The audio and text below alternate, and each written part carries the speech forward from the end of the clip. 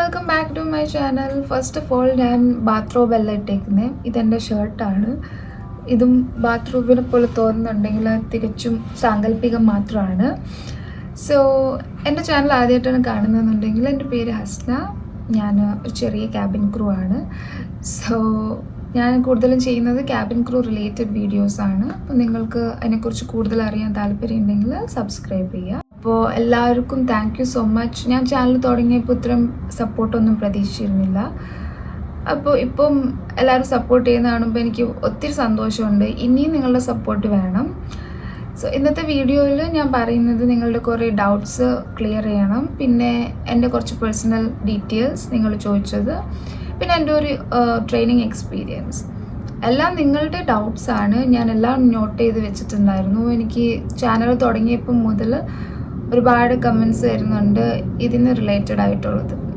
So ഞാനൊരു ദിവസം long video ചെയ്യാമെന്ന് പറഞ്ഞിരുന്നു. അപ്പോൾ അതാണ് ഇന്നത്തെ video. Let's get in to the video.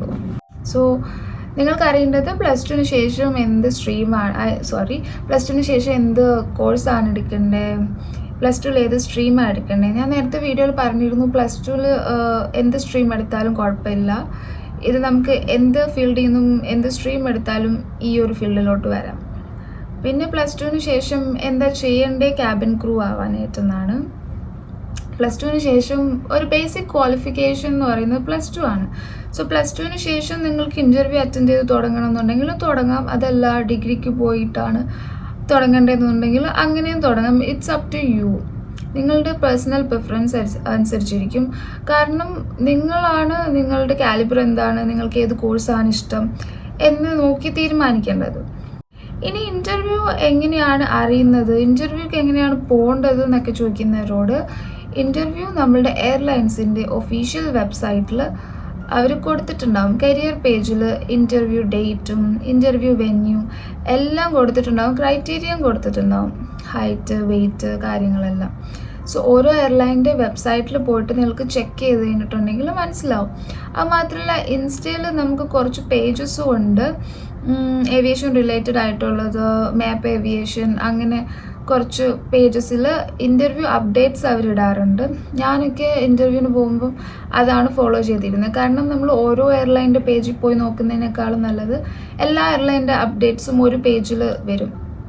So നിങ്ങൾക്ക് ആ ഇൻസ്റ്റ പേജ് വേണമെന്നുണ്ടെങ്കിൽ കമൻറ്റ് ചെയ്യുക, ഞാൻ ലിങ്ക് ഇടാം. സോ അങ്ങനെ ഇൻസ്റ്റ പേജിലും നിങ്ങൾക്ക് ആ ഒരു നോട്ടിഫിക്കേഷൻസ് എല്ലാം കാണാനായിട്ട് പറ്റും. മിക്കതും വാക്ക് ഇൻ ഇൻ്റർവ്യൂ ആയിരിക്കുള്ളൂ. നമ്മൾക്ക് 2 ടൈപ്പ് ഇൻ്റർവ്യൂ ആണുള്ളത്, വാക്ക് ഇൻ ഇൻ്റർവ്യൂവും പിന്നെ ഇൻവൈറ്റ് വരുന്നതും. സോ വാക്ക് ഇൻ ഇൻ്റർവ്യൂ എന്ന് പറഞ്ഞിട്ടുണ്ടെങ്കിൽ നമുക്ക് നേരിട്ട് ആ വെന്യൂവിൽ പോവാം. വേറെ യാതൊരു രജിസ്ട്രേഷൻ്റെയോ അപ്ലൈ ചെയ്യേണ്ടയോ ഒന്നും ആവശ്യമില്ല. അപ്പോൾ നിങ്ങൾ ഇൻ്റർവ്യൂ എന്ന് കാണുമ്പം അതിൽ വാക്ക് ഇൻ ആണോ അല്ലെങ്കിൽ അപ്ലൈ ചെയ്യണോ എന്ന് പ്രത്യേകം ശ്രദ്ധിക്കണം. സോ വാക്ക് ഇൻ ആണെന്നുണ്ടെങ്കിൽ അവർ പറയുന്ന പോലെ ആ ഒരു ഫോർമൽ ഡ്രസ്സിൽ മേക്കപ്പിൽ എന്തൊക്കെയാണോ റിക്വയർ ആയിട്ടുള്ളത് അങ്ങനെ നമ്മൾ ഇൻ്റർവ്യൂ അറ്റൻഡ് ചെയ്യാനായിട്ട് നേരെ പോവാം, നമ്മളെ CV ബാക്കിയുള്ള ഡോക്യുമെൻസും കൊണ്ട്. അല്ല രജിസ്റ്റർ ചെയ്യണം, അപ്ലൈ ചെയ്യണം എന്നുണ്ടെങ്കിൽ അവിടെ ലിങ്ക് കൊടുത്തിട്ടുണ്ടാവും. അതിൽ കയറിയിട്ട് നമ്മളുടെ ഡീറ്റെയിൽസ് ഒക്കെ ഫില്ല് ചെയ്ത് കഴിഞ്ഞിട്ടുണ്ടെങ്കിൽ ആ CV നമ്മൾ അപ്ലോഡ് ചെയ്താൽ അതിൽ നിന്ന് നമുക്ക് ഷോർട്ട് ലിസ്റ്റ് ചെയ്തിട്ട് അവർ ഇൻവൈറ്റ് അയക്കും. എന്നിട്ട് അതിൽ വെന്യൂ ഡീറ്റെയിൽസ് എല്ലാം ഉണ്ടാവും. സോ അങ്ങനെയും പോയിട്ട് ഇൻ്റർവ്യൂ അറ്റൻഡ് ചെയ്യാനായിട്ട് പറ്റും. സോ ഞാൻ ചെയ്തത് വാക്ക് ഇൻ ഇൻ്റർവ്യൂ ആയിരുന്നു. എൻ്റെ ഇൻ്റർവ്യൂ ചെന്നൈ വെച്ചിട്ടായിരുന്നു. പിന്നെ എന്നോട് ചോദിച്ചു ഞാൻ ഫസ്റ്റത്തെ ഇൻ്റർവ്യൂ തന്നെ സെലക്ട് ആയോ, എത്ര ഇൻ്റർവ്യൂ ചെയ്തു? ഇല്ല, ഞാൻ ആകെ 3 ഇൻ്റർവ്യൂ ആണ് ചെയ്തത്. എയർ ഇന്ത്യയുടെ എൻ്റെ 3ാമത്തെ ഇൻ്റർവ്യൂ ആയിരുന്നു. ബാക്കി 2 ഇൻ്റർവ്യൂവിൽ ഒന്നാമത്തേത് നമ്മൾ ഹിന്ദി റൗണ്ട് ഉണ്ടെന്ന് അറിയില്ലായിരുന്നു. സോ ഞാൻ കൊച്ചിയിൽ ഈ ഒരു അക്കാഡമിയിൽ പോയി ചേർന്നു. അതിനുശേഷം അവിടെ 1 മാസത്തോളം പഠിച്ചു. അവിടെ 1 മാസം, 1 ആഴ്ച 2 ആഴ്ച കഴിഞ്ഞപ്പോഴാണ് ആദ്യത്തെ ഇൻ്റർവ്യൂവിന് വിളിക്കുന്നത്. സോ ആദ്യത്തെ ഇൻ്റർവ്യൂവിന് നമ്മൾ കൊച്ചിയിൽ ഫ്ലോറയിലായിരുന്നു തോന്നുന്നു. അവിടെ പോയപ്പം ഇതുപോലെ ഹിന്ദി റൗണ്ട് ഉണ്ടെന്ന് അറിയത്തില്ലായിരുന്നു. അപ്പം നമ്മൾ ബാക്കി 2 റൗണ്ടും ക്ലിയർ ചെയ്ത് പോയി. 3ാമത്തെ റൗണ്ടിൽ ഹിന്ദി ചോദിച്ചപ്പോൾ ഞങ്ങളെല്ലാവരും ഇങ്ങനെ മുഖത്തോട് മുഖം നോക്കി നിന്നു. കാരണം നമുക്കറിയില്ലായിരുന്നു, പറഞ്ഞും തന്നില്ലായിരുന്നു അക്കാഡമിയിൽ നിന്ന് ഹിന്ദി ഉണ്ട് എന്നുള്ളത്. സോ നമ്മളൊന്നും പ്രതീക്ഷിച്ചില്ല. ഞാൻ അപ്പം മുതൽ യൂട്യൂബ് വീഡിയോസ് നോക്കുമായിരുന്നു. കാരണം ഞാനും ഇതുപോലെ തന്നെ യൂട്യൂബിൽ സെർച്ച് ചെയ്യുമ്പം ഏവിയേഷൻ കോഴ്സ് എടുക്കണോ വേണ്ടിയെന്നൊക്കെ സെർച്ച് ചെയ്യുമ്പം ഒരു മെജോറിറ്റി ആൾക്കാരും ഏവിയേഷൻ കോഴ്സ് എടുക്കണ്ടെന്നാണ് പറഞ്ഞിട്ട്. കാരണം ഏവിയേഷൻ ഫീൽഡിലുള്ളവരോട് ചോദിച്ചു കഴിഞ്ഞാൽ അറിയാം, അതിലൊരു 10-8 പേരും ഏവിയേഷൻ കോഴ്സ് എടുക്കാൻ വേണ്ടി റെക്കമെൻഡ് ചെയ്യില്ല. കാരണം ഒന്നില്ലെങ്കിൽ അവർ ചെയ്തവരായിരിക്കും, സോ അവർക്കറിയാം എന്താണെന്നുള്ളത്. അങ്ങനെ അവിടെ ഇൻ്റർവ്യൂവിന് പോയപ്പം ഹിന്ദി ചോദിച്ചപ്പോൾ അറിയില്ലായിരുന്നു. അന്ന് മുതൽ ഞാൻ യൂട്യൂബ് വീഡിയോസ് കാണുമായിരുന്നു. ഞാൻ മെയിനായിട്ട് നോർത്ത് ഇന്ത്യൻ യൂട്യൂബ് വീഡിയോസാണ് കണ്ടിരുന്നത്. കാരണം അവിടെയാണ് ഒരുപാട് അവർ റിവ്യൂ ഇൻ്റർവ്യൂവിന് പോയിട്ടുള്ള എക്സ്പീരിയൻസും കാര്യങ്ങളും എല്ലാം ഷെയർ ചെയ്തിരുന്നത്. എന്തൊക്കെ ചോദ്യങ്ങളാണ് ചോദിച്ചത്, എന്തൊക്കെ സബ്ജക്ട്സ് ആയിരുന്നു ഗ്രൂപ്പ് ഡിസ്കഷൻ റൗണ്ടിൽ, അങ്ങനെ എല്ലാം അവർ ഷെയർ ചെയ്യുമായിരുന്നു. നമ്മളുടെ മലയാളത്തിലുള്ള വീഡിയോസ് ഇല്ല എന്ന് തന്നെ പറയാം അങ്ങനെ ഇൻ്റർവ്യൂ എക്സ്പീരിയൻസ്. സോ മെയിൻലി ഞാൻ ആ വീഡിയോസാണ് നോക്കിയിരുന്നത്. സോ അവർ ഓൾറെഡി ഹിന്ദി സംസാരിക്കുന്നവരായതുകൊണ്ട് അവർക്ക് ഹിന്ദി എന്നുള്ള റൗണ്ട് ഇല്ല. നമ്മൾ സൗത്ത് ഇന്ത്യൻസ് അല്ലെങ്കിൽ നോർത്ത് ഈസ്റ്റിൽ നിന്നുള്ള ആൾക്കാർക്ക് ഹിന്ദി റൗണ്ട് ഉണ്ടാകും. അതാണ് ഡിഫറൻസ്. സോ അവരെ വീഡിയോ കണ്ടത് കാരണം 4 റൗണ്ടേ ഉണ്ടായിരുന്നുള്ളൂ, അതിൽ ഹിന്ദി റൗണ്ട് ഉണ്ടായിരുന്നില്ല. പക്ഷെ അത് നമ്മൾ പോയി കഴിയുമ്പോഴാണ് മനസ്സിലായത് അവിടെ ഹിന്ദി റൗണ്ട് ഉണ്ട് എന്നുള്ളത്. സോ നമുക്ക് ഒബ്വിയസ്ലി ക്ലിയർ ചെയ്യാനായിട്ട് പറ്റിയില്ല ഹിന്ദി. സോ അതിനുശേഷം നമ്മൾ തിരിച്ചു വരികയും പിന്നെ അക്കാഡമിയിൽ നമ്മൾ പറയുകയും ചെയ്തു ഇതേപോലെ ഹിന്ദി ചോദിച്ചു. സോ അക്കാഡമി അവർക്ക് അറിയേണ്ടതാണ്, കാരണം നമ്മളൊരു diploma in cabin crew course ചെയ്യുമ്പം ഇൻ്റർവ്യൂവിൽ എന്തൊക്കെ റൗണ്ട് ഉണ്ട് എന്നുള്ളത് അവർക്ക് അറിയേണ്ടതാണ്. പക്ഷെ അവർ പറഞ്ഞില്ല. It's okay. സോ അതിനുശേഷം ഹിന്ദി ക്ലാസ്സസ് അവിടെ കൊടുക്കാനായിട്ട് തുടങ്ങി. ഹിന്ദി എങ്ങനെയാണ് പഠിച്ച്, ഇംഗ്ലീഷ് എങ്ങനെയാണ് പഠിച്ച്, എങ്ങനെയാണ് ഫ്ലുവൻ്റ് ആക്കുക എന്നൊക്കെ ചോദിക്കുന്നത്. നമുക്കിപ്പോൾ ഒരുപാട് പ്ലാറ്റ്ഫോംസ് അവൈലബിൾ ആണല്ലേ, ലൈക്ക് നമ്മൾ ഇംഗ്ലീഷ് ഹൗസ്, ഇംഗ്ലീഷ് പ്ലസ്, അങ്ങനെയുള്ള കുറേ നമ്മളെ ഇൻസ്റ്റിറ്റ്യൂഷൻസ് ഓഫ്ലൈൻ ഓൺലൈനൊക്കെ ആയിട്ടുള്ള. സോ നിങ്ങൾക്ക് വേണമെന്നുണ്ടെങ്കിൽ അങ്ങനത്തെ ഹെൽപ്പ് എടുക്കുക. അല്ലെങ്കിൽ പിന്നെ യൂട്യൂബ് വീഡിയോസ്, മൂവീസ്, സീരീസ് എന്ത് വേണമെങ്കിലും നിങ്ങൾക്ക് കണ്ടുകൊണ്ടിരിക്കുക. നമുക്ക് ഇംഗ്ലീഷ് ഫ്ലുവൻ്റ് ആക്കണം എന്നുണ്ടെങ്കിൽ നമ്മൾ ചുറ്റും ഉള്ളതൊക്കെ നമ്മൾ ഇംഗ്ലീഷിലോട്ട് കൺവേർട്ട് ചെയ്യാനായിട്ട് ശ്രമിക്കണം. ഡെയിലി പ്രാക്ടീസ് ചെയ്യണം. അതായത് നിങ്ങളിപ്പോൾ മലയാളം പാട്ട് കൂടുതൽ കേൾക്കുന്ന ആളാണെന്നുണ്ടെങ്കിൽ ഇംഗ്ലീഷ് പാട്ട് കുറേ കേൾക്കാനായിട്ട് ശ്രദ്ധിക്കുക. അപ്പോൾ നമുക്ക് ആ ഒരു വാക്കുകളൊക്കെ ക്യാച്ച് ചെയ്യാനായിട്ട് പറ്റും. അതുപോലെ തന്നെ അങ്ങനെ എന്തും യൂട്യൂബ് വീഡിയോസ് കാണുകയാണെങ്കിൽ ഇംഗ്ലീഷ് മലയാളത്തിൽ കാണുന്നതിന് പകരം ഈ ബ്യൂട്ടി വ്ളോഗ്സ് കാര്യങ്ങളൊക്കെ ഇംഗ്ലീഷിൽ കണ്ടു നോക്കുക. അങ്ങനെ നമ്മൾ ഡെയിലി ചേഞ്ചസ് വരുത്തിക്കഴിഞ്ഞാൽ നമുക്ക് ഒരുവിധമൊക്കെ സെറ്റാവും. പിന്നെ ഹിന്ദി ഇതുപോലെ തന്നെ ഞാൻ പ്രിഫർ ചെയ്യുന്നത് നോർത്ത് ഇന്ത്യൻ വീഡിയോസ്, അതായത് ഹിന്ദി യൂട്യൂബേഴ്സിൻ്റെ വീഡിയോസ് കാണാനാണ്. കാരണം അവർ സംസാരിക്കുന്നത് ഒരു നേറ്റീവ് ഒരു ഇതിലായിരിക്കുള്ളൂ. നമ്മൾ സീരിയലും കാര്യങ്ങളൊക്കെ കാണുന്നതിനെക്കാട്ടിലും ഹിന്ദി പഠിക്കാൻ നല്ലത് അതാ. സീരിയൽ എന്ന് പറയുമ്പോൾ കുറച്ചും കൂടി അച്ചടി ഭാഷ പോലെ ആയിരിക്കും അവർ സംസാരിക്കുന്നത്. ഇതായിരിക്കും കുറച്ചും കൂടി ബെറ്റർ ആയിട്ടുള്ളത്. പിന്നെ ഞാൻ NCCയിൽ ഉണ്ടായിരുന്നു. NCCയിൽ ഉള്ളതുകൊണ്ട് എനിക്ക് കുറച്ച് ഹിന്ദി വശം ഉണ്ടായിരുന്നു. NCCയിൽ ഉള്ളവർക്ക് റിലേറ്റ് ചെയ്യാനായിട്ട് പറ്റും. അവിടെ ആയിരുന്നു എൻ്റെ ഹിന്ദിയുടെ തുടക്കം. അതെനിക്ക് ഉപകരിക്കുമെന്ന് ഞാൻ വിചാരിച്ചില്ല. പിന്നെയെന്ന് വെച്ചിട്ടുണ്ടെങ്കിൽ ഞാൻ ഏവിയേഷൻ കോഴ്സ് ചെയ്യുമ്പം പാർട്ട് ടൈമും കൂടി ചെയ്തിരുന്നു. കാരണം നമുക്ക് ഒരു കസ്റ്റമർ സർവീസിൻ്റെ എക്സ്പീരിയൻസ് ഉണ്ടെങ്കിൽ നമ്മളുടെ CV-യിൽ അതൊരു ക്വാളിഫിക്കേഷൻ ആയിട്ട് എഴുതാനായിട്ട് പറ്റും. കാരണം എയർലൈൻ നോക്കുന്നത് എക്സ്പീരിയൻസ്ഡ് ആയിട്ടുള്ള ആൾക്കാരാണ്. അത് കസ്റ്റമർ സർവീസ് ഫീൽഡിലാണെന്നുണ്ടെങ്കിൽ നമുക്ക് ഒരു പ്ലസ് പോയിൻ്റ് ആണ്. ഇപ്പോൾ പറയുകയാണെന്നുണ്ടെങ്കിൽ ടു ബി ഓണസ്റ്റ് ഏവിയേഷൻ കോഴ്സിൻ്റെ സർട്ടിഫിക്കറ്റിനെക്കാട്ടിലും നമ്മൾക്ക് ആ ഒരു കസ്റ്റമർ സർവീസ് എക്സ്പീരിയൻസ് ആണ് കുറച്ചും കൂടി ഇമ്പോർട്ടൻറ്റ്. സോ എൻ്റെ ഒരു ഇൻ്റർവ്യൂവിലാണെന്നുണ്ടെങ്കിലും ഈ ഏവിയേഷൻ കോഴ്സിൻ്റെ സർട്ടിഫിക്കറ്റ് അതായത് ചെയ്തിട്ടുണ്ട് എന്നുള്ളത് അവർ ചോദിച്ചു പോലുമില്ല. എൻ്റെ ഞാൻ 3 ഇൻ്റർവ്യൂ അറ്റൻഡ് ചെയ്തു, അതിൽ ഒരെണ്ണത്തിൽ പോലും ഏവിയേഷൻ കോഴ്സിന് റിലേറ്റഡുള്ള ഒന്നും അവർ ചോദിച്ചില്ല. പക്ഷേ ഈ ഒരു പാർട്ട് ടൈമിൻ്റെ ഒരു മെൻഷൻ ചെയ്തപ്പം അവരതിനെക്കുറിച്ച് കൂടുതൽ ചോദിച്ചു. കാരണം അവർക്ക് അങ്ങനെ എക്സ്പീരിയൻസ്ഡ് ആയിട്ടുള്ള കുറച്ച് ആൾക്കാരെയാണ് വേണ്ടത്. അപ്പോൾ അതുകൊണ്ട് തന്നെ ഏവിയേഷൻ കോഴ്സ് പഠിച്ചാൽ ജോലി കിട്ടുമോ എന്ന് ചോദിച്ചു കഴിഞ്ഞാൽ നോ ഗ്യാരണ്ടി. കാരണം ക്യാബിൻ ക്രൂ ജോലി എന്ന് പറഞ്ഞിട്ടുണ്ടെങ്കിൽ എയർലൈൻ ഡയറക്റ്റ് ഹയർ ചെയ്യുന്നതാണ്. അതിൽ ഏവിയേഷൻ കോഴ്സിന് ഇൻസ്റ്റിറ്റ്യൂട്ടിന് ഒന്നും ചെയ്യാനില്ല. സ്കിൽഡ് ആയിട്ടുള്ള ആൾക്കാരുണ്ടെങ്കിൽ അവരൊന്ന് പോളിഷ് ചെയ്തെടുത്തിട്ട് ഇൻ്റർവ്യൂവിന് പ്രിപ്പയർ ചെയ്യുന്നു എന്നുള്ള മാത്രമാണ് അവർ ചെയ്യുന്നത്. അതായത് ഒരു 80% 20%. നിങ്ങൾക്ക് സ്കില്ലുണ്ട്, നിങ്ങൾ ഇൻ്റർവ്യൂ ക്രാക്ക് ചെയ്യാനായിട്ട് ക്യാപ്പബിൾ ആണെന്നുണ്ടെങ്കിൽ അവർ ട്രെയിനിങ് തരുന്നു, നിങ്ങൾ ഇൻ്റർവ്യൂ ക്രാക്ക് ചെയ്യുന്നു. അതാണ് അവിടെ നടക്കുന്നത്. അല്ലാതെ ഇത് പ്ലേസ്മെൻറ്റ് എവിടെ കോഴ്സ് കഴിഞ്ഞ് കഴിഞ്ഞാൽ നമ്മൾക്ക് പ്ലേസ്മെൻ്റ് അങ്ങനെ വെച്ചേക്കോ അങ്ങനത്തെ കാര്യങ്ങളൊന്നുമല്ല. സോ ആ ഒരു കാര്യത്തിലാണ് ഒരുപാട് പേർക്ക് ഡൗട്ടുള്ളത്. ഈ കോഴ്സ് കഴിഞ്ഞാൽ ജോലി കിട്ടുമോ ചേച്ചി, കോഴ്സ് കഴിഞ്ഞാൽ ജോലി കിട്ടുമോ, അങ്ങനെ വിചാരിക്കുന്നത് തെറ്റാണ്. കാരണം കോഴ്സ് കഴിഞ്ഞാൽ കിട്ടുന്ന ജോലിയല്ല ഇത്. അത് ഇപ്പം ഇൻ്റർവ്യൂ അറ്റൻഡ് ചെയ്താണ് ഏവിയേഷൻ റിലേറ്റഡ്, ഇപ്പോൾ ഗ്രൗണ്ട് സ്റ്റാഫ് ആയിക്കോട്ടെ അല്ലെങ്കിൽ ക്യാബിൻ ക്രൂ ആയിക്കോട്ടെ, അങ്ങനെ കിട്ടുന്ന ജോലിയാണ് ഇത്. അപ്പോൾ ഏവിയേഷൻ കോഴ്സ് ചെയ്യുന്നതിൻ്റെ ഒപ്പം തന്നെ ഞാൻ പാർട്ട് ടൈം ചെയ്തിരുന്നു. കാരണം ഈ ഒരു എക്സ്പീരിയൻസിന് വേണ്ടി എനിക്ക് തോന്നുന്നു ഈ കോഴ്സിനെക്കാട്ടിലും എനിക്ക് കൂടുതൽ ബെനിഫിറ്റ് ആയിട്ടുള്ളത് ആ പാർട്ട് ടൈം ചെയ്തപ്പോഴാണ്. കാരണം ഞാൻ പാരഗൺ ഹോട്ടലിൽ ലുലു മാളിൽ GRE ആയിട്ടാണ് നിന്നിരുന്നത്, ഫ്രണ്ട് ഡെസ്കിൽ. സോ അവിടെ എന്ന് വെച്ചിട്ടുണ്ടെങ്കിൽ ഫേമസ് ഹോട്ടൽ കാരണം ഒരുപാട് കസ്റ്റമേഴ്സ് വന്നിരുന്നു. സോ പല തരത്തിലുള്ള ഫോറിനേഴ്സും ഉണ്ടായിരുന്നു, സെലിബ്രിറ്റീസ് ഉണ്ടായിരുന്നു, ഒത്തിരി പേരുണ്ടായിരുന്നു. സോ ഒരു ഡെയിലി എനിക്ക് തോന്നുന്നത് 600 അതിന് മുകളിലൊക്കെ ആൾക്കാർ വന്നു പോകുന്ന കാരണം നമ്മൾ അവരായിട്ട് ഇൻട്രാക്ട് ചെയ്തിട്ട് ആ ഒരു കസ്റ്റമർ സർവീസ് എന്നുള്ളത് എന്നെ ഒത്തിരി ഹെൽപ്പ് ചെയ്തു. കാരണം ഞാൻ ഈ പറഞ്ഞ പോലെ ഒരു എക്സ്ട്രോവേർട്ടോ അല്ലെങ്കിൽ ഭയങ്കര ആക്റ്റീവായിട്ടുള്ള ഒരാളോ അങ്ങനെയൊന്നുമല്ല. ഞാൻ ഇൻട്രോവേർട്ടായിട്ടാണ് തോന്നിയിട്ടുള്ളത്. സോ എനിക്ക് ആ ഒരു കംഫർട്ട് സോണിൽ നിന്ന് പുറത്ത് വരാൻ വേണ്ടി കൂടുതൽ ഹെൽപ്പ് ചെയ്തത് ആ ഒരു പാർട്ട് ടൈം ജോലിയാണ്. കാരണം ആ ഒരു കസ്റ്റമേഴ്സിനെ ഡീൽ ചെയ്തുകൊണ്ട്. മാത്രമല്ല നമ്മൾ പാർട്ട് ടൈം ചെയ്തപ്പോൾ അവരുടെ തന്നെ അക്കോമഡേഷനാണ് നമ്മൾ തന്നിരുന്നത്. സോ ആ ഒരു ഹോട്ടലിൽ നോർത്ത് ഇന്ത്യയിൽ നിന്നുള്ള ആൾക്കാരുണ്ടായിരുന്നു, നോർത്ത് ഈസ്റ്റിൽ നിന്നുള്ള ആൾക്കാരുണ്ടായിരുന്നു.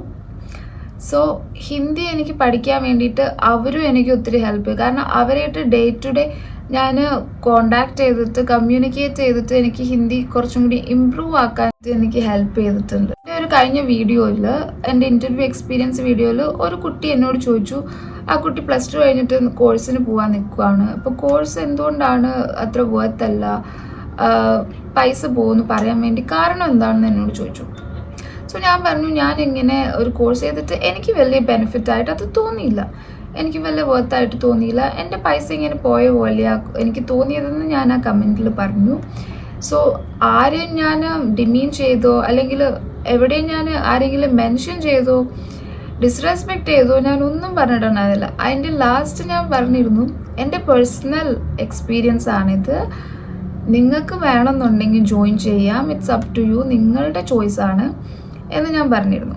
അതിൻ്റെ പേരിൽ അവിടെ പഠിക്കുന്ന ഒരു കുട്ടി, ഒരു സ്റ്റുഡൻറ്റ് എനിക്കെതിരെ മോശമായിട്ട് കമൻറ്റ് വരെ ചെയ്തു.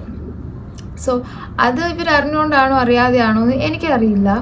കാരണം എൻ്റെ ബാച്ചിൽ പോലും ഇല്ല. ഞാൻ അവിടെ നിന്ന് ഡിസ്കണ്ടിന്യൂ ചെയ്ത് ഇറങ്ങിയതിന് ശേഷം ഏതോ ബാച്ചിലൊരു കുട്ടി, എന്നെ കണ്ടിട്ടില്ല, എന്നെ അറിയില്ല, എനിക്ക് യാതൊരു പരിചയവും ഇല്ല. സോ ഞാൻ ഈ ഒരു റിപ്ലൈ കൊടുത്ത് അതിലെ കണ്ടൻറ്റ് എന്ന് പറഞ്ഞിട്ടുണ്ടെങ്കിൽ നിങ്ങളുടെ ഇഷ്ടമാണ്, എനിക്കിങ്ങനെ ഒരു പൈസ വേസ്റ്റേജ് ആയ പോലെയാണ് തോന്നിയത് എന്ന് പറഞ്ഞതിന് ഈ ഒരു അവിടുത്തെ സ്റ്റുഡൻറ്റിൻ്റെ കമൻറ്റ് ബോക്സിൽ വന്നിട്ട്, നീ ആരാന്നാ നിൻ്റെ വിചാരം, നീ വെറും ഒരു ട്രെയിനിയാണ്. ആ സമയത്ത് ഞാൻ ട്രെയിനിങ് അറ്റൻഡ് ചെയ്തുകൊണ്ടിരിക്കുകയായിരുന്നു. എന്നോട് പറഞ്ഞു, നീ വെറും ഒരു ട്രെയിനിയാണ്, എയർലൈൻ ഇങ്ങനത്തെ ആൾക്കാരൊക്കെയാണ് എടുക്കുന്നത്, ഞങ്ങളുടെ ഇൻസ്റ്റിറ്റ്യൂഷൻ്റെ പേര് പറയാൻ നിനക്ക് ധൈര്യമില്ലാഞ്ഞിട്ടാണോ, അങ്ങനെ എന്നെ പ്രൊവോക്ക് ചെയ്യുന്ന തരത്തിലും എന്നെ ഒരുപാട് മോശം പറഞ്ഞിട്ടുള്ള രീതിയിലും കമൻ്റ് ഇട്ടിട്ട് ഒരു 2-3 പാരഗ്രാഫ് എഴുതിയേക്കുന്നത്. എനിക്ക് യാതൊരു പരിചയവും ഇല്ല ഈ ഒരു സ്റ്റുഡൻറ്റിന്. സോ അപ്പം അതിൻ്റെ പിന്നിൽ ആരാന്നൊന്നും എനിക്കറിയത്തില്ല.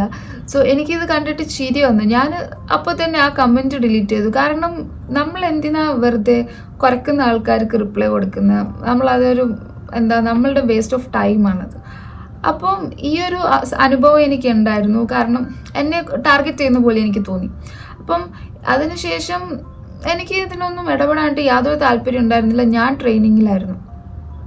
അപ്പോൾ അതുകൊണ്ട് തന്നെയാണ് ഞാൻ കൂടുതലും ഞാൻ പഠിച്ച കോഴ്സിനെ കുറിച്ചും ഞാൻ പഠിച്ച അക്കാഡമിനെ കുറിച്ചും ഒന്നും പറയാത്തത്. കാരണം ഈ ഒരു സംഭവത്തിന് ശേഷം എന്നെക്കൊണ്ട് ഫോഴ്സ് ചെയ്ത് ആ കമൻറ്റ് ഡിലീറ്റ് ചെയ്യിപ്പിക്കണ്ടായി. ഈവൻ ദോ ആ കമൻറ്റിൽ യാതൊരുവിധ ഇവരെക്കുറിച്ചുള്ള കാര്യങ്ങൾ ഉണ്ടായിരുന്നില്ല. കാരണം എൻ്റെ വിശ്വാസം നമ്മൾക്കെല്ലാവർക്കും ഫ്രീഡം ഓഫ് സ്പീച്ച് ഉണ്ട്. ഒരു സാധനം മേടിച്ച് കഴിഞ്ഞാൽ നമുക്ക് അതിനെക്കുറിച്ച് അഭിപ്രായം പറയാം. ഇവൻ നമ്മൾ പൈസ കൊടുത്താണ് മേടിക്കുന്നത്, അല്ലാതെ ആരും ഫ്രീ ആയിട്ടുള്ള തരുന്നത്. അപ്പം നമ്മൾക്ക് തോന്നിയ കാര്യം ആരെയും ഒരു മോശമാക്കാത്ത രീതിയിൽ മാന്യമായിട്ട് പറയാനുള്ള അവകാശം നമുക്കുണ്ട്. സോ അത് മാത്രമേ ഞാൻ ചെയ്തുള്ളൂ. അതിന് എൻ്റെ യൂട്യൂബ് ചാനലിൽ എൻ്റെ കമൻറ്റ് ഡിലീറ്റ് ചെയ്യിക്കാൻ അവർ ശ്രമിച്ചായിരുന്നു. സോ എനിക്ക് വേറെ വഴിയുണ്ടായിരുന്നില്ല, ഞാൻ ഡിലീറ്റ് ചെയ്തു. പക്ഷെ വേറെ ആർക്കും എനിക്ക് എന്താ മിസ്ഇൻഫർമേഷൻ അല്ലെങ്കിൽ ഒരു ഫേക്ക് ആയിട്ടുള്ള കാര്യം എനിക്ക് പറയാൻ താല്പര്യമില്ല. അതുകൊണ്ടാണ് ഞാൻ ഇതുപോലെ ഇൻസ്റ്റിറ്റ്യൂഷൻസോ കാര്യങ്ങളോ ഒന്നും റെക്കമെൻഡ് ചെയ്യാത്തത്. ഇതെൻ്റെ പേഴ്സണൽ എക്സ്പീരിയൻസ് ആണ്, നിങ്ങൾക്ക് അങ്ങനെ ആവണമെന്നില്ല. പക്ഷെ എൻ്റെ ഒരു അനുഭവം കൊണ്ട് ഞാൻ ആർക്കും സജസ്റ്റ് ചെയ്യാറില്ല. അതാണ് കാര്യം. എനിക്ക് കൂടുതൽ ഡീറ്റെയിൽസ് പറയണമെന്നുണ്ട്, പക്ഷെ അത് പറയാനായിട്ട് പറ്റില്ല. കാരണം എൻ്റെ പാരൻസ് അവിടെ ഒരു സൈൻ ചെയ്തിട്ടുണ്ട്, അതായത് സോഷ്യൽ മീഡിയ പോളിസി. എനിക്കറിയില്ല വേറെ ഏതെങ്കിലും ഇൻസ്റ്റിറ്റ്യൂഷൻസ് നന്നായിട്ട് നടത്തുന്ന ഇൻസ്റ്റിറ്റ്യൂഷൻസ് വേറെ ഉണ്ടാവും, പക്ഷേ അവിടെ സോഷ്യൽ മീഡിയയിൽ ഇതിനെക്കുറിച്ചൊരു കാര്യങ്ങളോ അല്ലെങ്കിൽ വേറെ എന്തോ കാര്യങ്ങളോ ഒന്നും പറയാൻ പാടില്ല എന്ന് പറഞ്ഞിട്ട് എൻ്റെ പാരൻസിനെ കൊണ്ട് ഒരു സൈൻ ചെയ്യിച്ചിരുന്നു. അതുകൊണ്ട് തന്നെ എനിക്ക് വേറെ ഒരു കാര്യങ്ങളും പറയാനായിട്ട് പറ്റില്ല. കാരണം വളരെ ഫ്രണ്ട്ലി ആയിരുന്നു എൻ്റെ പാരൻസിനായിട്ട് ഈ ഒരു ഇൻസ്റ്റിറ്റ്യൂഷൻ. എന്തുണ്ടെങ്കിലും നമ്മളാണ് അവിടെ പഠിക്കുന്ന സ്റ്റുഡൻസ്, നമ്മളെയല്ല വിളിക്കുന്നത്, പാരൻസിനെയാണ്. കാരണം അവർക്ക് ഇതിനെക്കുറിച്ച് കുറേ ഇൻഫർമേഷൻസ് ഒന്നും അറിയില്ല. അപ്പോൾ അവരെ പറഞ്ഞ് പേടിപ്പിക്കാനായിട്ട് എളുപ്പമാണ്, അങ്ങനെ കാര്യം നടക്കും. അപ്പം ഈ കമൻറ്റ് ഡിലീറ്റ് ചെയ്യുന്ന കാര്യം അവർക്ക് യൂട്യൂബോ എന്ത് കമൻറ്റ് ഇട്ടു എന്നൊന്നും അവർക്ക് അറിയില്ല. അവരോടാണ് പറയുന്നത് കമൻറ്റ് ഡിലീറ്റ് ചെയ്യണം, ലോയറിനെ കൊണ്ടാണ് വിളിപ്പിക്കുന്നത്. സോ ഇതിന് നിങ്ങൾ റിയാലിറ്റി മനസ്സിലാക്കുക. നമ്മൾ ഒരു സ്ഥാപനം നടക്കും, മെയിനായിട്ട് അവർക്ക് പൈസ എന്നുള്ള കാര്യമാണ് ഉള്ളത്. നമ്മൾ വേറെ ഏതെങ്കിലും കോഴ്സസ് ചെയ്യുന്ന പോലെ ഒരു ഡിഗ്രി കോഴ്സോ അല്ലെങ്കിൽ അങ്ങനെ ചെയ്യുന്ന പോലെയൊന്നുമല്ല, പൈസയാണ് മെയിൻ. സോ ഞാൻ 20,000 റുപ്പീസാണ് ഓരോ മാസം സ്പെൻഡ് ചെയ്തത്. ആ 20,000 റുപ്പീസ് എനിക്ക് വർത്തായിട്ട് തോന്നിയില്ല. കാരണം അതിനുള്ള ക്ലാസ്സസ് വെർ നൈസ് ആക്ച്വലി. പക്ഷെ ആ ഒരു അപ് ടു ആ പൈസയ്ക്കുള്ളതില്ല എന്നേ ഞാൻ പറയുള്ളൂ. അപ്പോൾ എനിക്ക് ഒരുപാട് കമൻറ്റ്സ് വരുന്നുണ്ട്, ഞാൻ പഠിച്ച അക്കാഡമി ഏതാണ്, എൻ്റെ എക്സ്പീരിയൻസ് എന്താണ്, കോഴ്സ് സജസ്റ്റ് ചെയ്യുമോ, അക്കാഡമി പറഞ്ഞുതരുമോ എന്നൊക്കെ. സോ ഇതുകൊണ്ടാണ് ഞാൻ അക്കാഡമി പറഞ്ഞു തരാത്തത്. കാരണം എനിക്കെതിരെ ഇപ്പം പ്രശ്നത്തിൽ ഇരിക്കുകയാണ്. കാരണം എനിക്ക് പേഴ്സണലി ഇഷ്ടപ്പെട്ടില്ല എന്ന് പറഞ്ഞതുകൊണ്ട് ഞാൻ അവരുടെ പേര് പോലും മെൻഷൻ ചെയ്തിട്ടുണ്ടായിരുന്നില്ല. സോ അപ്പോൾ ആ ഒരു സ്ഥിതിക്ക് ഞാൻ എങ്ങനെയാണ് എനിക്ക് വർത്തല്ല എന്ന് തോന്നിയിട്ടുള്ളൊരു കാര്യം നിങ്ങൾക്ക് റെക്കമെൻഡ് ചെയ്യുന്നത്. സോ നിങ്ങളുടെ കമൻറ്റിന് ഇട്ട റിപ്ലൈ ആണ് അത് അവരെ ഞാൻ അപകീർത്തിപ്പെടുത്തുന്നു എന്നുള്ള തരത്തിലാണ് അവർ പറയുന്നത്. സോ എനിക്ക് പേഴ്സണലി ഇഷ്ടമല്ലാത്ത കാര്യം ഞാൻ ഇഷ്ടമല്ല എന്ന് തന്നെ പറയും. അല്ലാതെ എനിക്ക് ആരെയും ഫേക്കായിട്ട് സജസ്റ്റ് ചെയ്യണ്ടയോ, അല്ലെങ്കിൽ ഇത് കാണുന്ന കുറച്ച് പേരാണെങ്കിൽ പോലും ആ കുറച്ച് പേർക്ക് ഞാൻ ഫേക്കായിട്ട് സജസ്റ്റ് ചെയ്യേണ്ട കാര്യമില്ല. അത് മാത്രമല്ല, ഇപ്പം എനിക്കറിയാം ഞാനൊരു മിഡിൽ ക്ലാസ് ഫാമിലി എന്നുള്ള ആളാണ്. അപ്പം ഈ ഒരു കോഴ്സ് പഠിച്ചു കഴിഞ്ഞാൽ ജോലി കിട്ടുമെന്ന് വിചാരിച്ചിട്ട് ഒത്തിരി പേര് ഇല്ലാത്ത പൈസ മുടക്കി ആണ് ഈ കോഴ്സ് പഠിക്കാൻ പോകുന്നത്. ഇതിന് പിന്നിൽ റിയാലിറ്റി എന്താണെന്ന് അറിയാനിട്ട്. കാരണം നമ്മൾ ഇതിൻ്റെയൊക്കെ അഡ്വർടൈസ്മെൻറ്റ് ശ്രദ്ധിച്ചു കഴിഞ്ഞാൽ അറിയാം, ഇതിൽ 100% പ്ലേസ്മെൻറ്റ് എഴുതിയിട്ടുണ്ടാവും, താഴെ ഒരു സ്റ്റാർ ഇട്ടിട്ട് അസിസ്റ്റൻസ് എഴുതിയിട്ടുണ്ടാവും. സോ 100% പ്ലേസ്മെൻറ്റ് അസിസ്റ്റൻസ് ആണ് അവർ കൊടുക്കുന്നത്, പ്ലേസ്മെൻ്റ് അല്ല. സോ ഇഷ്ടമുള്ളവർക്ക് അക്കാഡമിയിൽ ചേരാം, ഇൻസ്റ്റിറ്റ്യൂഷനിൽ ചേരാം, it's all up to you. കാരണം ഓരോരുത്തർ പേഴ്സണൽ പ്രിഫറൻസ് ആണ്. നമ്മളിങ്ങനെ പോയിട്ട് അക്കാഡമിയിൽ ചേരരുത്, അതിനെതിരെ ഒരു ക്യാമ്പയിൻ അങ്ങനെ ഒന്നല്ല പറയുന്നത്. ഓരോരുത്തർക്ക് ഇഷ്ടമുള്ള ചെയ്യാനായിട്ടുള്ള സ്വാതന്ത്ര്യമുണ്ട്. അതുപോലെ തന്നെ എനിക്ക് എൻ്റെ എക്സ്പീരിയൻസ് പറയാനുള്ള ഒരു സ്വാതന്ത്ര്യമുണ്ട്. സോ ഏവിയേഷൻ കോഴ്സസ് എല്ലാം കൊള്ളില്ല എന്നല്ല ഞാൻ പറയുന്നത്. കാരണം നമുക്ക് തന്നെ അറിയാം ഇറ്റ്സ് വെരി എക്സ്പെൻസീവ്. 1 lakh തൊട്ട് 3 lakh വരെയാണ് ഈ കോഴ്സിൻ്റെ ഫീ എന്ന് പറയുന്നത്. സോ ഇതിൽ ഇവർ ഓഫർ ചെയ്യുന്നത് പേഴ്സണാലിറ്റി ഡെവലപ്മെൻറ്റ്, ലാംഗ്വേജ് ഇംപ്രൂവ്മെൻറ്റ്, അങ്ങനെ പിന്നെ വേറൊരു എക്സ്ട്രാ ലാംഗ്വേജ്, അങ്ങനത്തെ കാര്യങ്ങളൊക്കെയാണ്. സോ നമ്മൾക്ക് ഇത് അഫോർഡബിൾ ആയിട്ട് പഠിക്കണം എന്നുണ്ടെങ്കിൽ നമ്മൾക്ക് ഇംഗ്ലീഷ് ഫ്ലുവൻസി ആക്കുന്ന ക്ലാസ്സസിൽ ജോയിൻ ചെയ്യാൻ ഞാൻ നേരത്തെ പറഞ്ഞ പോലെ കുറേ ഓഫ്ലൈനും ഓൺലൈൻ ക്ലാസ്സസ് ഉണ്ട്. അതിനുശേഷം നമുക്ക് ഗ്രൂമിങ് നമുക്ക് വേണമെങ്കിൽ പഠിക്കാൻ വേണ്ടി ജോയിൻ ചെയ്യാം. സോ ഇതിൻ്റെ പകുതി അല്ലെങ്കിൽ ഇതിൻ്റെ ഒരു 1/3 പൈസയ്ക്ക് നമുക്ക് ഈ ഒരു സംഭവം എല്ലാം കിട്ടും. ഇത്രയും പൈസ ചിലവാക്കേണ്ട കാര്യമില്ല. ഇതെൻ്റെ പേഴ്സണൽ ഒപ്പീനിയനാണ്. കാരണം ഞാൻ ഏവിയേഷൻ ഇൻസ്റ്റിറ്റ്യൂട്ടിൽ പഠിച്ചുകൊണ്ടാണ് പറയുന്നത്. എല്ലാവർക്കും ഒരുപോലെ ആയിരിക്കില്ല പൈസ ഉണ്ടാവുക. സോ ഈ 3 lakh അല്ലെങ്കിൽ 2 lakh ഒക്കെ മുടക്കി പോവാൻ നിൽക്കുന്നവർക്ക് ഇത് അറിവുണ്ടാവില്ല. ഇത് നമ്മളുടെ ഒരു സ്കില്ലും കൂടി ബേസ് ചെയ്തിട്ടാണ് എന്നറിവുണ്ടാവില്ല. അവർക്ക് വേണ്ടിയാണ് പറയുന്നത്. എല്ലാം നിങ്ങളിൽ പൈസ ഉണ്ട്, നിങ്ങൾക്ക് അത് പഠിക്കുന്നതുകൊണ്ട് ഒരു കുഴപ്പമില്ല. സോ നിങ്ങൾക്ക് ഡെഫിനറ്റ്ലി നിങ്ങൾക്ക് ഈ ഒരു അവർ പറയുന്ന 1 ഇയർ കൊണ്ട് നിങ്ങൾക്ക് ഇമ്പ്രൂവ് ചെയ്യാനായിട്ട് പറ്റും. ഇഫ് യു ഹാവ് മണി നിങ്ങൾക്ക് ഡെഫിനറ്റ്ലി ജോയിൻ ചെയ്യാം, കുഴപ്പമൊന്നുമില്ല. പിന്നെ എൻ്റെ ഒരു ട്രെയിനിങ് എക്സ്പീരിയൻസ് എന്ന് പറയുമ്പോൾ ട്രെയിനിങ് എൻ്റെ കുറച്ചും കൂടി ലോങ് ആയിരുന്നു. കാരണം ബാക്കിയുള്ളവരെ നമ്മളെ സ്റ്റാൻഡേർഡ് ഒരു ട്രെയിനിങ് എന്ന് പറയുന്നത് 3 months ആണ്. 3 monthsലെല്ലാം കഴിയും. സോ എനിക്ക് ഒരു 2 months ഇടയ്ക്ക് ബ്രേക്ക് വന്നിരുന്നു. കാരണം ഇപ്പം എയർ ഇന്ത്യ ടാറ്റ ഏറ്റെടുത്തുകൊണ്ട് കുറേ ഹയറിംഗ് ഒക്കെ നടന്നുകൊണ്ട് കുറച്ച് ഡിലേ ആയിരുന്നു. അവർ മാനേജ്മെൻ്റ് ആയാലും എല്ലാം സെറ്റ് ചെയ്തുകൊണ്ടിരിക്കുകയാണ്. സോ അപ്പോൾ കുറച്ച് ഡിലേ വന്നായിരുന്നു. നമ്മളുടെ ട്രെയിനിങ് ഒന്ന് പെൻഡിങ് ആയിരുന്നു. അതിനുശേഷം കുറച്ച് ഒരു ബ്രേക്ക് എടുത്തതിന് ശേഷമാണ് നമ്മളുടെ ട്രെയിനിങ് കംപ്ലീറ്റ് ആയത്. ട്രെയിനിങ് ഞാൻ പേഴ്സണലി വിചാരിച്ചിരുന്നത് ഭയങ്കര ഈസി ആണെന്നാണ്. കാരണം എല്ലാവരും പറഞ്ഞിരുന്നത് അങ്ങനെയാണ്. ക്യാബിൻ ക്രൂ അല്ലേ, എന്താ ഇപ്പം ചായയും കോഫിയും സെർവ് ചെയ്യാനാ, വലിയ ഇതൊന്നുമില്ല. പക്ഷേ പോയി കഴിഞ്ഞ് ട്രെയിനിങ് അറ്റൻഡ് ചെയ്തപ്പോഴാണ് എത്രത്തോളം ആൾക്കാർ ഇതിനെപ്പറ്റി തെറ്റിദ്ധാരണ ഉണ്ട് എന്നുള്ളത്. കാരണം ബാക്കി എന്ത് കോഴ്സ് നമ്മൾ ഗ്രാജുവേഷൻ ചെയ്യുവാണ്, അല്ലെങ്കിൽ +2 ബോർഡ് എക്സാം, അങ്ങനെ നമ്മൾ എന്ത് പഠിക്കുന്നു അതുപോലെ തന്നെയാണ് ക്യാബിൻ ക്രൂവിനും പഠിക്കാനുള്ളത്. അത് എളുപ്പമാണെന്നൊന്നും ഞാൻ പറയില്ല. കാരണം ഫെയിലായവരുണ്ട്, 2 പ്രാവശ്യം ഫെയിലായവരുണ്ട്. നമുക്കാകെ 3 ചാൻസസേ ഉള്ളൂ. ഞാനാരും പേടിപ്പിക്കാൻ വേണ്ടി പറയുന്നില്ല. പക്ഷേ റിയാലിറ്റി ഏതാണ്, നമ്മൾ ഫണ്ണാണ് ചില നമ്മൾ ക്യാബിൻ സർവീസ് അല്ലെങ്കിൽ വേറെ ട്രെയിനിങ് സെഷൻസ് ഒക്കെ വരുമ്പോൾ കുറച്ച് എളുപ്പമാണ്. പക്ഷേ നമ്മളുടെ ഈ ഒരു സേഫ്റ്റി എമർജൻസി പ്രൊസീജിയർ എന്ന് പറഞ്ഞിട്ട് ഒരു 28 days അല്ലെങ്കിൽ ഒരു 30 days നീളുന്ന ഒരു ക്ലാസ് ഉണ്ട്. അത് കഴിഞ്ഞിട്ട് എക്സാം ഉണ്ട്. സോ അതിനെ ബേസ് ചെയ്തിട്ടായിരിക്കുള്ളൂ നമ്മളുടെ അടുത്ത റിസൾട്ട്സും കാര്യങ്ങളൊക്കെ വരുന്നത്. അത് ക്ലിയർ ചെയ്തില്ല എന്നുണ്ടെങ്കിൽ നമുക്ക് ട്രെയിനിങ് നമുക്ക് കംപ്ലീറ്റ് ചെയ്യാനായിട്ട് പറ്റില്ല. അപ്പം ആ ഒരു എക്സാം അത്യാവശ്യം ടഫാണ് മീൻസ് കുറച്ച് ടെക്നിക്കൽ ആയിട്ടുള്ള കാര്യങ്ങളാണ്. നമ്മൾ എയർക്രാഫ്റ്റ്, അതിൻ്റെ ഡോർസ്, ഓപ്പറേഷൻസ്, കുറേ സ്വിച്ചസ്, അങ്ങനെ ഒരുപാട് കൺഫ്യൂസിങ് ആയിട്ടുള്ള കാര്യങ്ങളാണ്. നമ്മളിപ്പോൾ ട്രെയിൻ ചെയ്തുകൊണ്ടിരിക്കുന്നത് എയർബസ് ഫാമിലി എന്ന് പറയുമ്പം എയർബസ് A320, 21, 19 ഇങ്ങനെ 3 എയർക്രാഫ്റ്റ്സ് ആണ്. പിന്നെ ഇതിൻ്റെ എല്ലാം നമ്മളുടെ ഡോർസ് ഡിഫറെൻ്റ് ആണ്. അങ്ങനെ പല കാര്യങ്ങൾ നമുക്ക് പഠിക്കാനുണ്ട്. അപ്പോൾ നമ്മൾ കൺഫ്യൂസ്ഡ് ആയി പോകും. പക്ഷെ നമുക്ക് impossible ഒന്നുമല്ല. നമ്മൾ അത്യാവശ്യം കുഴപ്പമില്ലാതെ ആവറേജ് ആയിട്ട് പഠിക്കുന്ന ആളാണെന്നുണ്ടെങ്കിൽ കുറച്ചും കൂടി നമുക്ക് ശ്രദ്ധിച്ച് കഴിഞ്ഞിട്ടുണ്ടെങ്കിൽ പാസ്സാവാനേ ഉള്ളൂ.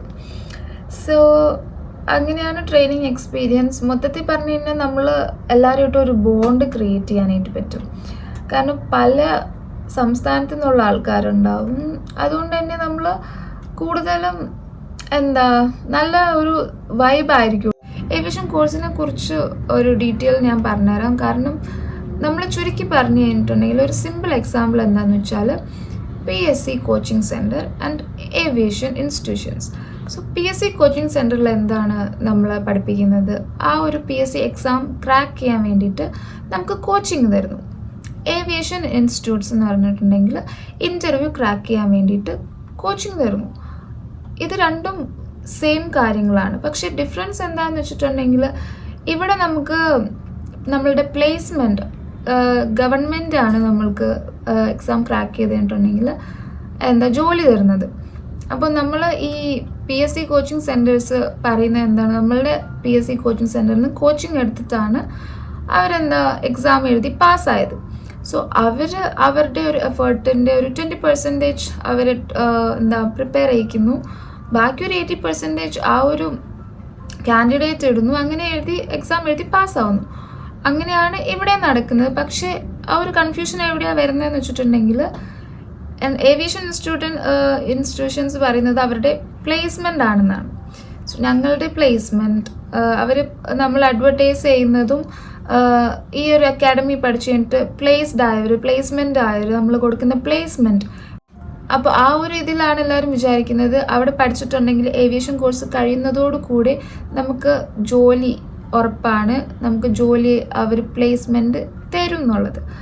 അത് തെറ്റിദ്ധാരണയാണ്. അപ്പോൾ അതുകൊണ്ടാണ് ഒരുപാട് പേര് ചോദിക്കുന്നത്, ചേച്ചി ഈ ജോലി അതായത് ഏവിയേഷൻ കോഴ്സ് എടുത്തു കഴിഞ്ഞാൽ ഈ ജോലി കൺഫേം ആണോ, പൈസ പോവുമോ, എന്താ പറയുന്നതെന്നൊക്കെ പറഞ്ഞിട്ട് ഞാൻ ഈ ഒരു കോഴ്സ് പകുതിയിൽ 1 മാസം രജിസ്റ്റർ നോക്കിക്കഴിഞ്ഞാൽ അറിയാം ഞാൻ അത്രയും പഠിച്ചിട്ടുള്ളൂ എന്നുണ്ടെങ്കിലും എനിക്ക് ഫുൾ ഫീസ് അടക്കേണ്ടതായിട്ട് വന്നു. എൻ്റെ ഇത് അനുഭവമുള്ള കുറച്ച് പേര് ഞാൻ ഇൻസ്റ്റയിൽ പരിചയപ്പെട്ടായിരുന്നു. കാരണം ഏവിയേഷൻ കോഴ്സസ് അങ്ങനെയാണ്. നമ്മളിപ്പോൾ ഏവിയേഷൻ കോഴ്സ് ജോയിൻ ചെയ്തിട്ടുണ്ടെങ്കിൽ നമുക്ക് അവിടെ നിന്ന് പ്ലേസ്മെൻറ്റ് കിട്ടിയതായാലും നമ്മൾ പുറത്തുനിന്ന് ജോലി നമ്മൾ സെലക്ട് ആയതാണെങ്കിലും അവിടെ പഠിച്ചു തുടങ്ങിക്കഴിഞ്ഞാൽ പിന്നെ കംപ്ലീറ്റ് ഫീസ് അടക്കാതെ അവർ വിടില്ല. അത് വേറെ കാര്യം. സോ അതിന് നിങ്ങൾ റെഡി ആയിരിക്കണം. ഞാനും ഇതുപോലെ തന്നെ ഡിസ്കണ്ടിന്യൂ ചെയ്തിട്ട് പോലും പകുതി ഫീസ് അല്ല, എനിക്ക് ഫുൾ ഫീസ് അടക്കേണ്ടതായിട്ട് വന്നു. കാരണം അല്ലെങ്കിൽ അവർ സർട്ടിഫിക്കറ്റ് തരില്ല, അല്ലെങ്കിൽ അവർ മേടിച്ചു കൊടുക്കുക പൈസ. അത് വേറെ കാര്യം. എനിക്കറിയില്ല എല്ലാ അക്കാഡമിയുടെയും കാര്യം. എൻ്റെ ഒരു പേഴ്സണൽ എക്സ്പീരിയൻസ് ആണ് ഞാൻ പറയുന്നത്. സോ നിങ്ങൾ പിന്നെ ശ്രദ്ധിക്കേണ്ട കാര്യം എന്ന് വെച്ചാൽ നിങ്ങൾ എന്ത് ഫോം സൈൻ ചെയ്യുന്നുണ്ടോ, അതിപ്പോൾ നിങ്ങൾ ആദ്യം ജോയിൻ ചെയ്യുമ്പോൾ നമ്മൾ എല്ലാ ഒരു ഇൻട്രസ്റ്റിൽ വായിച്ച് നോക്കാതെയോ എല്ലാം സൈൻ ചെയ്ത് കൊടുക്കും. സോ എല്ലാം വായിച്ച് നോക്കണം, അതിലെന്താണ് എഴുതിയിട്ടുള്ളത്. നമ്മൾ കോഴ്സ് ഫീസിൻ്റെ കാര്യം പ്രത്യേകം ശ്രദ്ധിക്കണം. കോഴ്സ് നമ്മൾ കണ്ടിന്യൂ ചെയ്താലും കണ്ടിന്യൂ ചെയ്തില്ലെങ്കിലും ഫീസ് അടക്കണോ വേണ്ടയോ എന്നൊക്കെ അതിൽ എഴുതിയിട്ടുണ്ടോ. നമ്മളെല്ലാം അറിയാതെ യെസ് എന്നൊക്കെ പറഞ്ഞിട്ട് സൈൻ ചെയ്ത് കൊടുക്കുന്നത്. സോ പ്രത്യേകം ശ്രദ്ധിക്കുക. അതുമാത്രമല്ല, നിങ്ങൾക്ക് ഇപ്പം കുറച്ച് കാലിബറുള്ള കുറച്ച് സ്കില്ലുള്ള ആൾക്കാരാണെന്നുണ്ടെങ്കിൽ 1 ഇയർ കോഴ്സോ 6 മന്ത്സ് കോഴ്സോ ഒന്നും എടുക്കേണ്ട ആവശ്യമില്ല. എന്തായാലും നിങ്ങൾ പൈസ ചിലവാക്കാൻ റെഡി ആണെന്നുണ്ടെങ്കിൽ ഒരു 3 മന്ത്സ് കോഴ്സൊക്കെ മതി.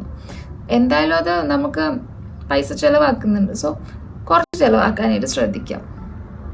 സോ എൻ്റെ ഒരു അനുഭവം ഇതാണ്. എനിക്കറിയില്ല ഇനിയിപ്പം ഇതിന് ശേഷം എൻ്റെ വീട്ടിലോട്ട് എന്ത് കോളാണോ കേസാണോ പോകാൻ പോകുന്നതെന്ന്.